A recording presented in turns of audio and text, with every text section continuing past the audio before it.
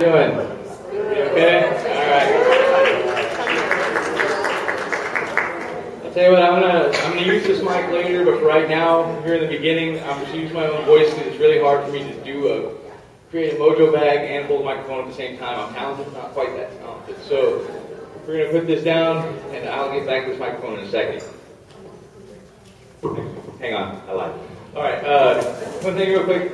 I need, can I borrow you for a second? You don't have to get up, you're okay. But I'm just going to need to ask you to do something for me a couple of times in the next 5 minutes or so. Is that going to be okay? Alright, and don't try not to freak out on me. Alright, thank you. Don't let me frighten you. You're going to be okay. We're going to get through this together. Okay. What I'm going to talk about today primarily is faith magic. And faith magic is basically an integration of ideas related to faith, belief, superstition that's been kind of meshed into a folkloric magical tradition. Today, though, what I want to make real clear is that I'm here to talk about what's called left-handed faith magic. Okay? That means destructive forms of faith magic. And I'm not here to preach against voodoo or hoodoo, the spiritismo, santeria, any of these practices. I'm not here to preach against them. What I am here to do, though, is talk about some of the destructive forms of faith magic so that, number one, you can identify them, and number two, you can know how to deal with them. Okay? So the first thing I'm going to do today is I'm going to make a left-handed mojo bag. Mojo bags are pretty common in hoodoo and voodoo. They're used to make certain things occur. There are mojo bags for luck, love, prosperity, protection. There are mojo bags that make bad things happen to bad people and good people.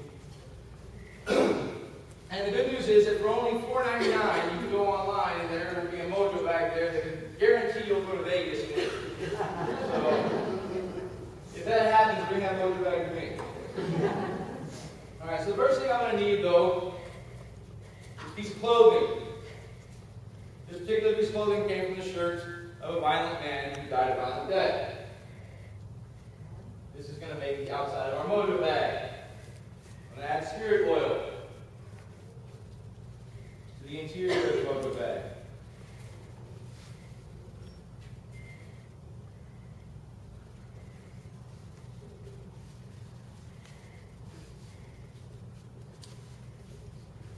The best thing to do is make it in the shape of a cross.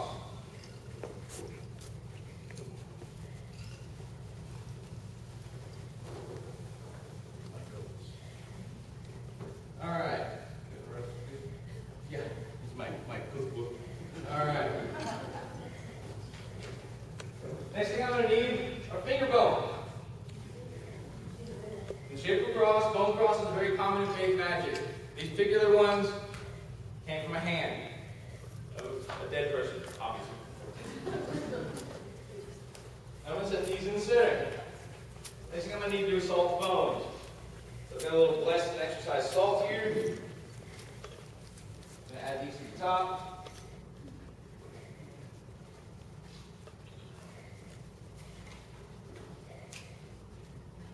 Alright, next I'm going to need dirt from the grave of a killer. You guys have no idea how hard this stuff was to get.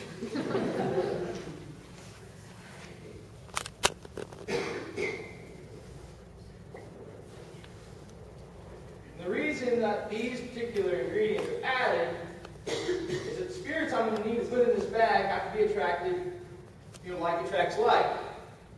If I need violent spirits, I need stuff that came from violent people. And the spirit oil is just basically there to say, hey, come this direction. And they're like, hey, I know that guy. I'm going there. Alright. Just where are you coming?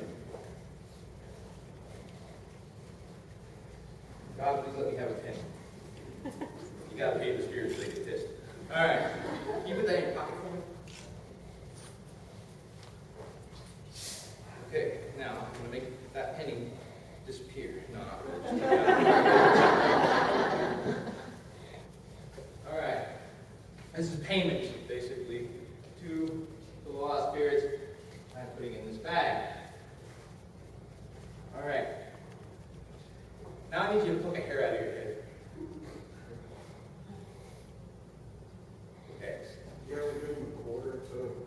You know what? I've never asked that question. I don't know. Maybe spirits with more money.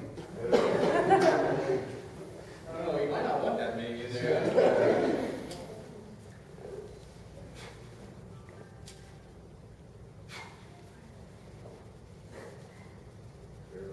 Alright. Cross shape and stick it on top. Excellent. Now, all I gotta do is add what are called dark spices in here to kind of lock them in and make them want to stick around. It smells good to them. They like it. Why they like it, I have no idea, but they do. The cleaning lady in my hotel room about threw a fit when she came in this morning. She comes in, my room smells like weird stuff, and I've got bones on my nightstand. It's really hard to say, no, it's not what it looks like. It's just voodoo. It's okay. Everything's going to be fine. There's an ad. These are down to the outside here.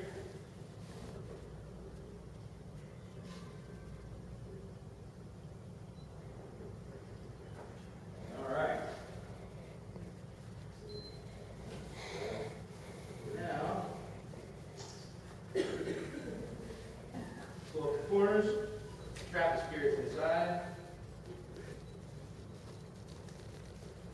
Now, red's a good color for tying a Mojo Bag closed, especially one that's as violent as this.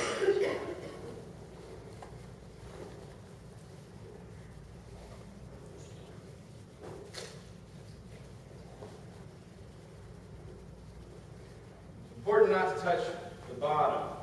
You don't really want to take off the spirits that are in there. They might try to get out. You want to keep them in.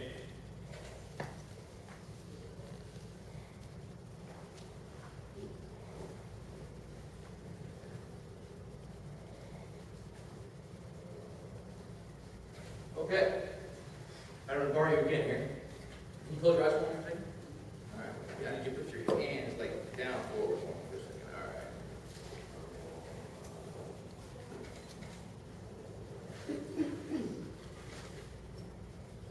All right. Put your hands out like this. All right. Now put them together. There we go. All right. You go here. All right. Now, as long as you own that bag, okay, anyone tries to do anything bad to you, something very bad will happen to them. You believe that? You believe that? Good here. Now here's the deal. All right, it's okay. It's okay. I'm glad you believe in it. The reason is because these particular types of spirits that are in this bag are jealous types. So they don't like doubters. They're really easy to tick off. And if you do tick them off, they might do something to you. Like cover you with a rash, or make you throw up, or make you sick. If anything like that happens while we're doing this, you need to let me know. Okay. All right. What happens if you lose my move? What's that? If you lose from place to place and you lose it? You probably want to keep this tight too. You don't want to do that. Now, before I go any further, who here thinks I put spirits in that bag? Okay. What if, in a few minutes, she starts to throw up uncontrollably? Who would change their mind? All right, we got a few. What if by tonight she's broken out all over in a rash? Who would change their mind? All right. What if? So, if I am a Padilla or a Mambo or Ungan, it's in my best interest to make the things I said that were going to happen, right? Maybe I've already done that. What's in that bag? Spirit. Oh, there we go. All right, spirit. All right.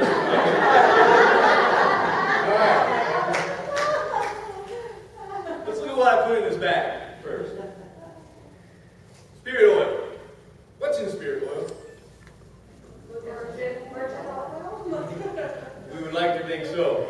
What if I told you this was actually ipecac oil mixed with poison ivy and poison oak extract? Right. This was the very first thing I put on there. Notice I did not touch it. There's a reason there's a handle on this thing. It doesn't really have poison oak or ipecac oil in it. It's just lemon oil. You're fine.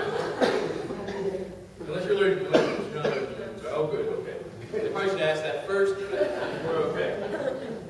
All right, so I put this in there, and then I distract you for the entire time I'm making the bag with all these other interesting little funny bottles. And the truth is, nothing up here is what I told you it was. Bones came from KFC.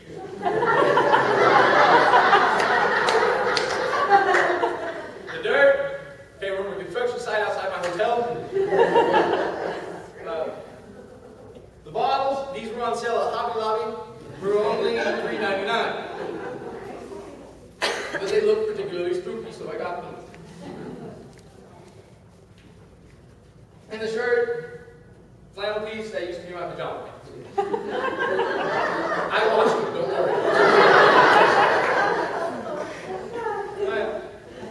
But as a complete, what's the one difference in the situation between her and I than the situation between a Mambo or an Ongan and someone who wants a Mojo Bag? What's the difference?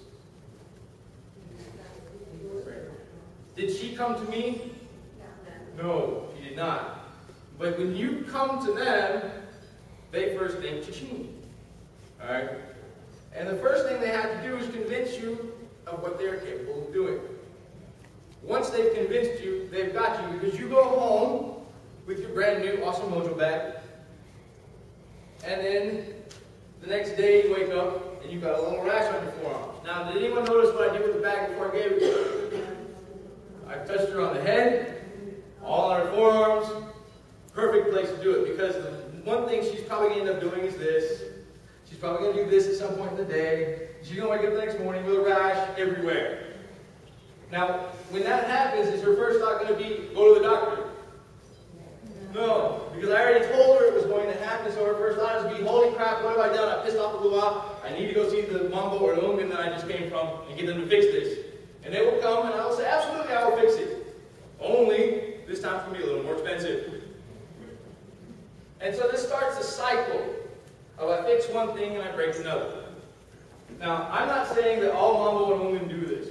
Most voodoo practitioners are very good people.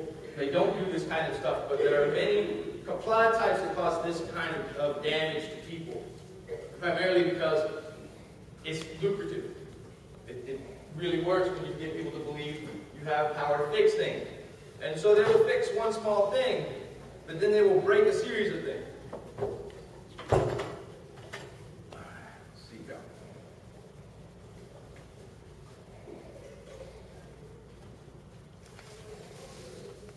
Alright, so anyway, we've kind of gone over some of this already. You know, I'll stop yelling. Hang on. Okay, so we've already gone over some of this already. But when you're talking about faith magic,